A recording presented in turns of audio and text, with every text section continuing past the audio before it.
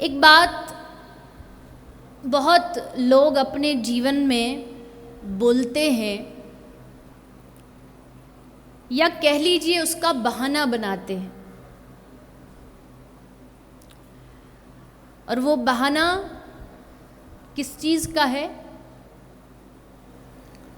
बहाना है कलयुग। माने जब भी कोई भगवत भक्ति की बात करता है, भजन सत्संग तीर्थाटन की बात करता है, तो हम कह देते हैं, पाप बढ़ने की बात होती है तो कह देते हैं अरे ये तो कलयुग है, ऐसा तो होगा ही। कलयुग में ऐसा होना तो स्वाभाविक है, युग तो अपना धर्म दिखाएगा ही। लेकिन अगर मैं आपसे पूछूं कि चलिए बताइए ये कलयुग आया कहां से?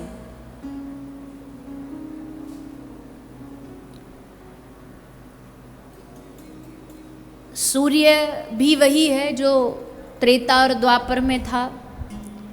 ये हवा, ये जल सब त्रेता में भी था, द्वापर में भी था। तो फिर ये कलयुग कहां बाहर से आया है? कौन से देश से आया है? तो कहा कि ये कहीं बाहर से कोई, जैसे बोला था ना कि कोविड कहां से आया, तो बोले चाइना ने वायरस फैला दिया। तो कलयुग रूपी वायरस कहां से, कौन से देश ने फैलाया? किसी ने कोई डब्बे में भर के हमारे देश में छोड़ गया कि लो कलयुग तुम्हारे हवाले? नहीं, कलयुग कहीं बाहर से नहीं आया। ये सबसे बड़ी गलतफहमी है। कलयुग बाहर से नहीं, कलयुग हमारे अंदर से आया है। कलयुग हमारे आदतों में प्रकट हुआ है। कलयुग हमारे व्यवहार में, हमारी मानसिकता में प्रकट हुआ है। क्योंकि जैसे जैसे सुख के साधन बढ़ते गए, वैसे वैसे हम भीतर से दुखी होते गए।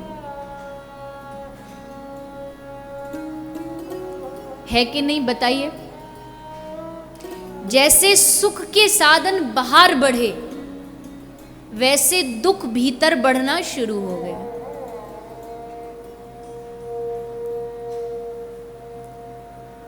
पहले छोटे छोटे बच्चे होते थे, घर से बाहर खेलने निकल जाते थे, गिल्ली डंडा खेला, ये खेला वो, उनको पता ही नहीं होता था दुख क्या होता है। आजकल छोटे छोटे बच्चों को स्कूल्स में काउंसलिंग करानी पड़ती है। अच्छे अच्छे स्कूल में बच्चों की काउंसलिंग होती है, छोटे छोटे बच्चे, क्योंकि सुख साधन बाहर से बढ़ा और भीतर से दुख प्रकट हो गया। अब हमें धारणाएं बदलनी होगी। पहले धारणाएं क्या थी?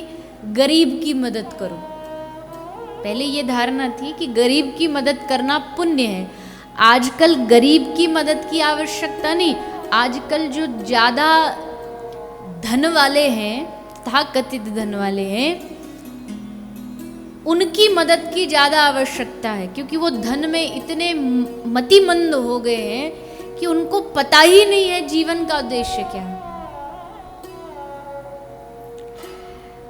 आज सबसे बड़ा चैलेंज यही है कि सुखी परिवारों के दुखी लोगों को सुखी कैसे किया जाए।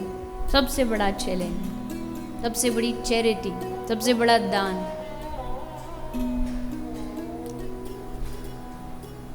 और ये दुख आया क्यों? ये दुख इसलिए आया क्योंकि भगवान ने ये, जैसे कोई बालक ज़्यादा हल्ला मचा रहा हो, बहुत जिद कर रहा हो किसी चीज़ को लेकर के, तो उसकी जिद वहाँ से हटाने के लिए माँ उसको एक खिलौना दे देती है। जैसे अगर भोजन की जिद कर रहा हो तो माँ एक खिलौना ला के उसे दे देती है कि इससे तो खेल ले, ताकि मन वहाँ से हट जाए। लेकिन वहाँ से तो हट गया, लेकिन अब उस खिलौने में इतना ज़्यादा मस्त हो गया कि आसपास के अपने सारे व्यवहार को भूल गया। खाना पीना सोना, अब उसी में लगा पड़ा, उसी में खेलने लगा पड़ा। तो भगवान ने हमें संसार दिया, संसार के रिश्ते दिए, इसलिए दिए कि थोड़ा बहुत हमारा मन जो इधर उधर भटक रहा थोड़ा बहुत उसमें लग जाए। लेकिन हम उसमें इतने ज़्यादा मस्त हो गए कि उसमें मस्त होते होते जिस तरफ हमारी दृष्टि यानी भगवान की ओर जो हमारी दृष्टि होनी चाहिए थी वो वहाँ से हट गई और बस संसार में ही उलझ के रह गई, रिश्तों में उलझ के रह गई।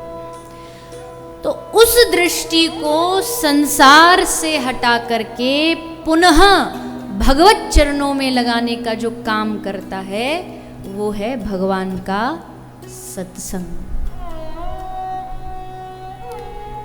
जैसे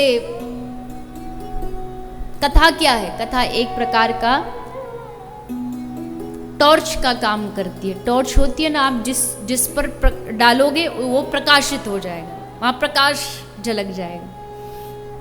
तो ठीक उसी प्रकार सत्संग में जो कथा कहने वाला, चाहे वो वक्ता है, चाहे कोई महापुरुष है, चाहे कोई संत है, वो जो अपनी बातों से प्रकाश डालता, और प्रकाश किस पर होना चाहिए ये भी बहुत महत्वपूर्ण चीज़ है। अगर वो वक्ता, अगर वो कहने वाला भगवान की ओर प्रकाश न डाल के केवल अपनी ओर प्रकाश डाले तो ऐसा देखने को मिलता है।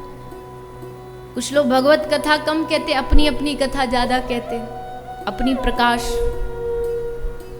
तो भी गड़बड़ हो जाएगा। प्रकाश डाले पर अपने ऊपर नहीं।